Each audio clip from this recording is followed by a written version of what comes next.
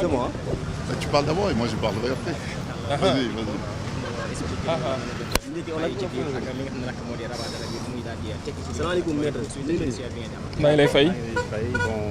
Tout d'abord,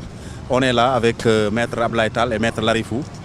Il y a d'autres confrères ici avec qui nous avons déposé comme le rabat d'Alé. Et comme vous le savez, donc, le rabat d'Alé vient d'être déposé à l'instant. Et pour les motifs de ce rabat d'arrêt, tout le monde l'a constaté. Et je pense que les Sénégalais qui ont suivi l'audience du vendredi portant sur le pourvoi porté contre la décision du juge de Ziguinchor ont constaté que donc l'un des membres qui avait participé à la composition, effectivement, qui avait participé à la composition du moins de cette audience-là, n'a pas signé donc l'arrêt. Et il est prévu textuellement qu'il y a effectivement quand même une irrégularité à ce niveau-là. Mais en ce qui concerne aussi cette irrégularité, je pense que là n'est pas l'import, la question. La question essentielle tourne autour de la participation ou non du président Ousmane Sonko à ces jours électoraux. Et comme vous le savez, c'est une procédure qui est en cours et qui est pendant. Et à partir de ce moment-là, on ne peut pas parler de radiation. Donc le président Ousmane Sonko garde toutes ses chances d'éligibilité dans ces élections-là.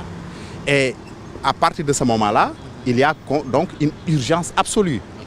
Et tout le monde doit savoir du moins, tous les Sénégalais doivent savoir aussi. Donc la participation ou non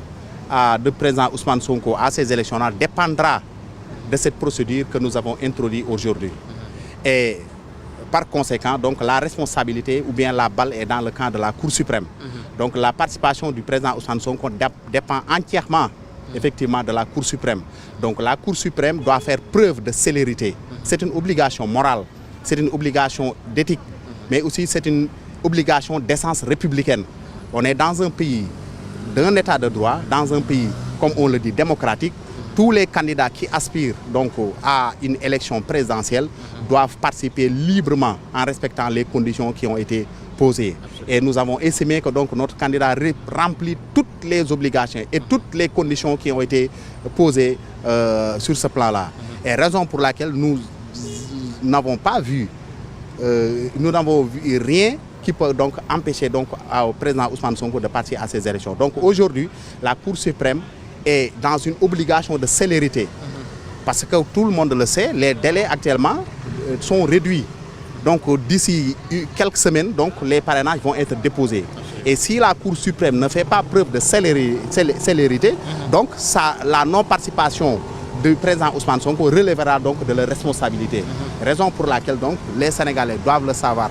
Ainsi, donc, le sort du président Ousmane Sonko aussi dépend aussi aujourd'hui de la procédure que nous avons introduite aujourd'hui. Manam li ñu sàkku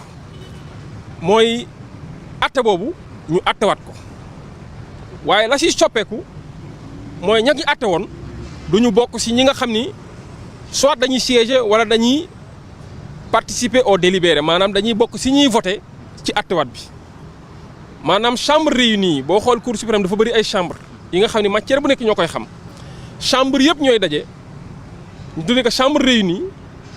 ñu seppi ci ñi nga xam ne bokkoon nañ ci atte ba ñooñu ñooy attewaat liñ si jublu nag mooy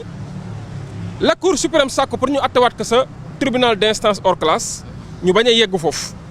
parce que am nañ ay argument am nañ fu ñu jafandu ci droit ak ci lépp am nañu loo xamante ni mën nañ kaa wax cour bi ñu dégg ne jarul ngeen fay yegg nañ ko atte jox dëgg Ousmane Sonko ba pare nasaxal li nga xam ni moom moo nekkoon prétention wu état du Sénégal am nañ ci yaakaar ne incha allahu bu chambre réunie dajaloowee dinañu atte jox dëgg Ousmane Sonko may leeral nag foofu dafa am solo en matière électorale maanaam lépp lu jëm ci wàllu vote lettre de la loi maanaam li ñu bind comme li loi bi jàpp muy esprit de la loi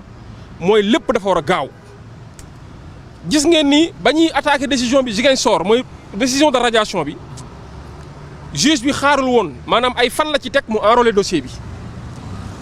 ba ko Ousmane Sonko gagné agent judiciaire de l'État def pourvoi en cassation parce que dafa amoon délai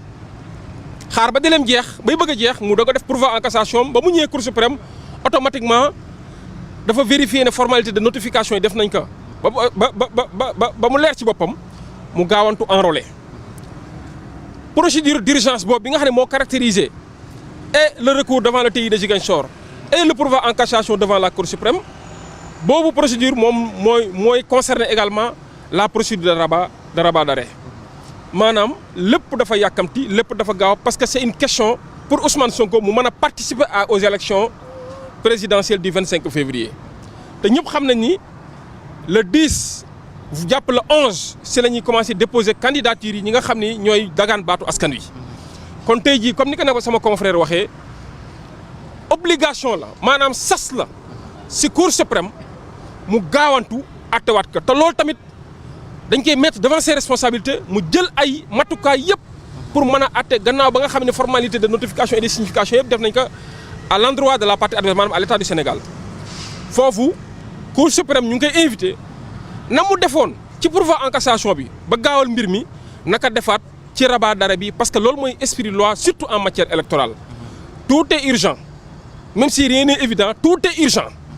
donc comme tout est urgent la Cour doit statuer dans l'urgence pour effectivement faire en sorte que le président Ousmane Sonko soit rétabli dans ses droits pour que mu mën a dagan baatu askan au même titre que les autres candidats d'ailleurs qui sont sur le terrain qui participent au débat télévisé alors que Ousmane Sonko est un concurrent légitime qui doit effectivement parler aux Sénégalais loolu tax na am nañu yaakaar ne incha allahu fii ak fan yi néew Ousmane Sonko dinañ tenir procès bi chambre réunie dañ ko jox dëgg te buñ ko joxee dëgg incha allahu dinañ jël suñuy matukaay ba nga xam ne lii nga xam ne moo waral participation bi dina am ni ko yoon santé may dolli beneen mbir parce que tamit gis ngeen ni am na ay xibaar yu jóg parce que du xibaar sax lu ñëpp constaté la que Bassirou Diomaye Faye mu ngi collecté ay fiyam loolu tamit changé wul ci dara li nga xam ne mooy candidature Ousmane Sonko la candidature de Diomaye Faye telle que déclarée à travers les collectes du parrainage citoyen n'entache en rien celle du président Ousmane Sonko maanaam li ñu ne Diomaye Faye na dem uti parrainage pour candidat à la candidature am jotewul ak dara li nga xam ne mooy candidature Ousmane Sonko ma waxal ni Ousmane Sonko ba tey mu ngi ci course bi Ousmane Sonko jamono ji fekk contentieux bi vidé wuñ ko il est censé être dans la course te gëm nañ ni incha allahu bu ñu ko vidé Ousmane Sonko restera dans la course te incha allahu li nga xam ne moom la warloo ak sénégalais dina ko def ba nga xamante ni sénégalais tamit dinañ ko def li ñu warloo ak moom maanaam xool ko leen neex nam leen neexee ak fu leen neex ñu tekk fa ki nga xam ni moo war a présider à leur destinée. am ngeen yaakaar avant le 11 daanu mën a vidé li nga xam nag mooy potentiel boobu. dama ni bu ñu gëstoo li loi bi wax balaa ayu bés Cour suprême war na convoquer les parties mu ñëw balaa ayu bés maanaam balaa une semaine Cour suprême war na convoquer les parties tenir jox ñu date pour mën a vider définitivement le contentieux kon su ma nee balaa ayu bés alors que candidature yi ñu